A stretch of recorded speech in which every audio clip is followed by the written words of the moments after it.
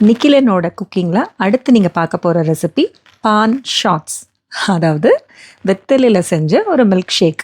நார்த்தில் எப்போவுமே இது ட்ரெண்டிங் தான், பட் சவுத்தில் இப்போ ரொம்ப ட்ரெண்ட் ஆகிட்டுருக்கு. நிறைய இடங்களில் இந்த மாதிரி பான் மில்க் ஷேக்ஸ் கிடைக்குது. அதுலேயும் அந்த பார்பிக்யூ மாதிரி இடங்களுக்கெல்லாம் போனால் அழகாக அங்கே வந்து ட்ரிங்க்குக்கு வச்சுருக்காங்க, குட்டி குட்டி டம்ளரில் ஷாட்ஸ் மாதிரி வச்சுருப்பாங்க. ஸோ அந்த மாதிரி இடத்துல குடிச்சப்போ தான் ரொம்ப பிடிச்சி போய் இதை செஞ்சு பார்க்கலாம் அப்படின்னு நினச்சோம். இதுக்கு ஒரு 5 ஃப்ரெஷ் வெத்தலை எடுத்துக்கோங்க. அதில் இருக்க காம்பையும் அந்த வால் பகுதியும் கிள்ளி போட்டுட்டு அதுக்கப்புறம் இலையை மட்டும் பிச்சு ஜாரில் போட்டுக்கோங்க. 2 ஸ்பூன் சோம்பு, அதாவது பெருஞ்சீரகம்னு சொல்லுவாங்க இல்லையா, அதை போட்டுக்கோங்க. 2 டேபிள் ஸ்பூன் குல்கந்த் வந்து நமக்கு கடையிலே கிடைக்கும், அதையும் போட்டுக்கோங்க.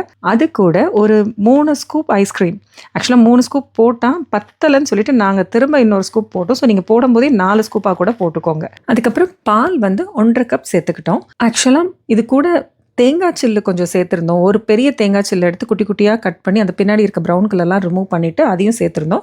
ஐஸ் க்யூப்ஸ் வந்து உங்களுக்கு விருப்பப்பட்டால் நீங்கள் சேர்த்துக்கலாம். இது கூட 2 டேபிள் ஸ்பூன் சுகர் சேர்த்துக்கோங்க. வீடியோவில் ஷூட் பண்ண மறந்துட்டோம். அதுக்கப்புறமா இது எல்லாத்தையும் ஒன்றா மிக்ஸி ஜாரில் பிளெண்ட் பண்ண வேண்டியதான். ரொம்ப ஈஸியான வேலை தான். தேங்காய் சில்லு எடுக்கிறது தான் கொஞ்சம் கஷ்டம். அப்படி தேங்காய் சில் வேண்டாம்னு நினச்சா அது கூட நீங்கள் ஸ்கிப் பண்ணிவிட்டு எக்ஸ்ட்ராவாக ஐஸ்கிரீம் சேர்த்துக்கலாம், ஒன்றும் பிரச்சனை இல்லை. ஆனால் அது ஒரு சின்ன ஃப்ளேவர் கொடுக்க தான் செய்யுது.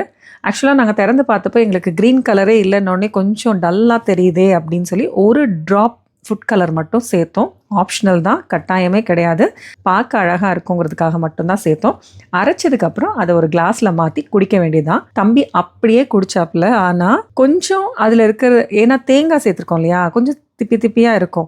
ஸ்ட்ரெயின் பண்ணிவிட்டு குடித்தா செம்மையாக இருந்துச்சு, அல்டிமேட்டாக இருந்துச்சு. எந்த தங்கு தடை இல்லாமல் அழகாக குடிக்க முடிஞ்சுது. ஸ்ட்ரெயின் பண்ணாமல் குடித்தப்போ கொஞ்சம் சிவ் பண்ணி அங்கங்கே தேங்காய் சில்லு, சோம்பு இதெல்லாம் கடிச்சிக்கிட்டே குடிக்கிற மாதிரி இருந்துச்சு. ஃபைனலாக ரோஸ் பெட்டல்ஸ் போட்டு சர்வ் பண்ண வேண்டியதுதான். சில் பண்ணி சர்வ் பண்ணால் செம்மையாக இருக்கும்.